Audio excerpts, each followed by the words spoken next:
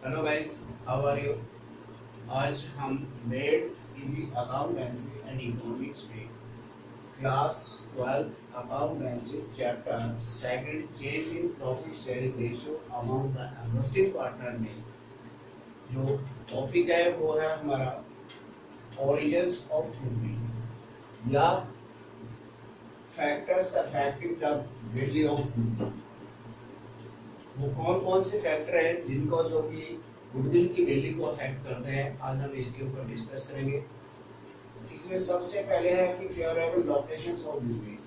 तो इसमें देखिए गाइस, अगर एक बिजनेस की लोकेशंस फेवरेबल होती है जहां पर कस्टमर आसानी से पहुंच सकता है तो उस बिजनेस की गुडविल जो है वो ज़्यादा होगी।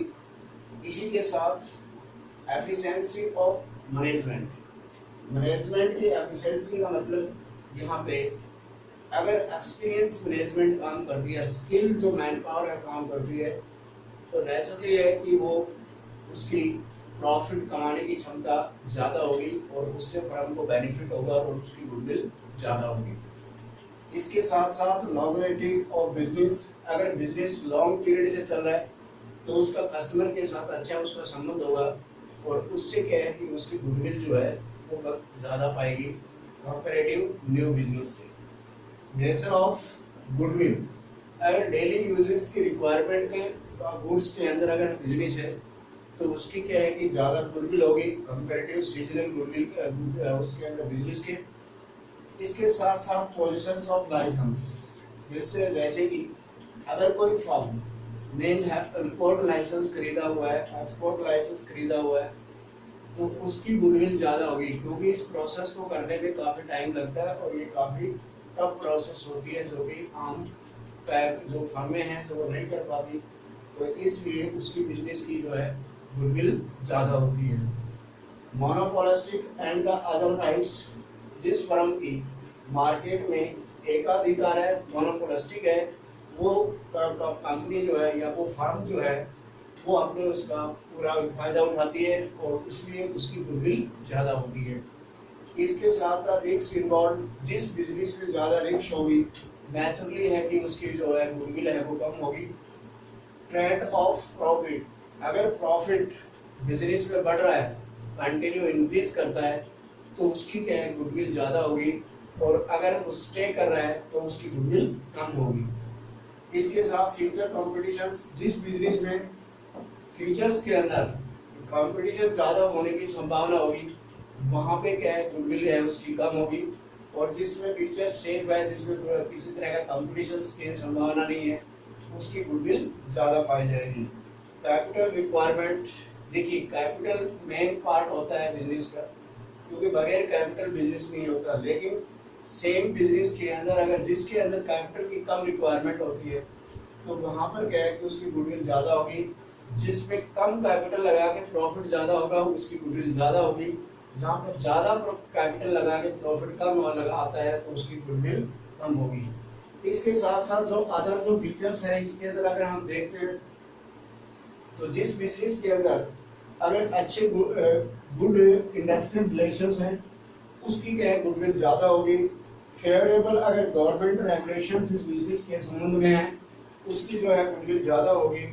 स्टेबल पॉलिटिकल अगर कंडीशंस जहाँ पर पाई जाती है उसकी गुडविल ज़्यादा होगी। रिसर्च एंड डेवलपमेंट एफर्ट्स जो है जहाँ पर ज़्यादा प्रयास किया जाता है तो वहाँ पर गुडविल ज़्यादा होगी। इसके साथ साथ गाइस कि हम ये देखते हैं कि जो गुडविल जो होती है उसे हम क्लासिफिकेशन ऑफ गुडविल किस हिसाब से हम करते हैं, तो उसका हमने दो भागों में क्लासिफिकेशन करते हैं, एक तो परचेज्ड गुडविल और दूसरा सेल्फ जनरेटेड गुडविल। तो इसमें जो परचेज गुडविल है उसकी क्या फीचर्स हैं उनके अगर हम देखते हैं तो it arise on the purchase of business, ये गुडविल तभी जनरेट होती है जब इसको क्या है कि परचेज किसी बिजनेस को परचेज किया जाता है। परचेज मीन संपूर्ण बिजनेस को परचेज किया जाता है तभी ये होती है, अदरवाइज नहीं होती। It is recorded in the books of accounts, और इस तरह की जो गुडविल होती है जिसका कि हमने जो एसेट्स जो हम खरीदते हैं उनके कंपेरेटिव अगर कंसिडरेशन ज़्यादा दिया जाता है तो वो जो एक्सेस डिफरेंस जो है वो क्या कहलाता है, गुडविल की वैल्यू कहलाता है। और इसका बुक्स ऑफ रिकॉर्ड के अंदर इसको दिखाया जाता है, जो कि बैलेंस शीट की एसेट साइड में दिखाते हैं। इसके साथ it is on the balance sheets on the asset sides, इसके साथ साथ इट इज अमोर्टाइज डेप्रिशिएट होता है और the use of the economic life, इसका जैसे जैसे इसका यूज होता है तो इसके अंदर क्या है कि अमोर्टाइज है वो सिचुएशंस आती है। इसके साथ जो सेल्फ जनरेटेड है उसकी क्या कैरेक्टरिस्टिक्स है, क्या उसकी फीचर्स हैं, अगर उसके ऊपर हम फोकस करें तो इट इज इंटरनली जो है जनरेटेड और a long period of time, ये जनरेट होने में इसमें हमें ज़्यादा समय लगता है और ये इंटरनली जनरेट होती है, जो कि जो फर्म जो है उसके प्रयासों से ये गुडविल जनरेट होती है, जिसमें मेन पावर भी आ जाती है, सारा और अलग सिचुएशंस है वो डिपेंड करती है। एक ट्रू कॉस्ट जो है कैन नॉट बी है इसमें placed on the type of this goodwill, इसके लिए हमें एक सही पॉइंट जो है गुडविल की जो वैल्यू है वो हम इसको क्या है कि यहाँ नहीं आंक सकते, तो इसके लिए हमें डिपेंड करना पड़ता है जो सब्जेक्टिव जो वैल्यूअर्स है उसी के मूल्यांकन के ऊपर, उसके एक्सपीरियंस के आधार पर वो जो वैल्यू लगाता है उसी के ऊपर हमें जस्टिफाई करना पड़ता है। इसके साथ इट इज नॉट ए इसमें recorded in the books of counts, इस तरह की जो गुडविल है इंटरनली जनरेटेड जो गुडविल है उसे हम बुक्स ऑफ रिकॉर्ड के अंदर से शो नहीं करते, केवल जो है परचेज जो गुडविल है उसे ही हम क्या है कि बुक्स ऑफ रिकॉर्ड में क्या है एंटर करते हैं। तो मेरे को उम्मीद है गाइस कि ये कंसेप्ट आपको क्लियर होगा। नेक्स्ट वीडियो में जो होगी वो हम how can we calculate the goodwill, यानी कि न्यूमेरिकल पोर्शंस ऑफ गुडविल का है, नेक्स्ट वीडियो से स्टार्ट होगा।